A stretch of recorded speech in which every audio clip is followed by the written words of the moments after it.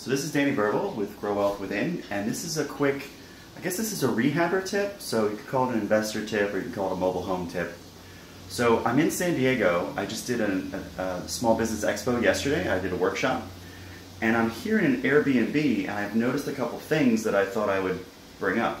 It's kind of funny, once you start to get this stuff in your head, you see it everywhere.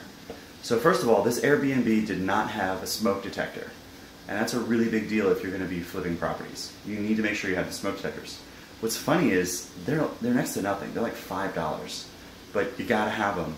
And what's funny is we called yesterday and told the Airbnb guy, hey, your place doesn't have a smoke detector. And he ran out and put one in.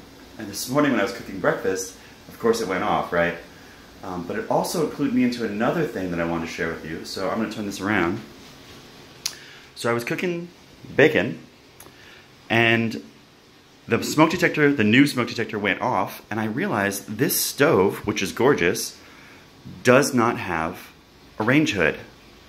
And that seems like it could be a fire hazard.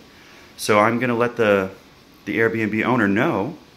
At the same time, what do you do about this? So first of all, I'm going to look up here and see, is there a plug? Okay, good to know. There's not a plug. Is there a vent? No, there's not a vent. So, the type of range that we can put here, there's a range here which will basically just collect. We could have someone install a plug in here so that we could put a range hood in here that we could press a button on, and it would suck the air up and then out into the room. Or we could actually put a hole in the ceiling so we have a place for it to vent and put a range hood in that will actually vent all the way up and out the roof.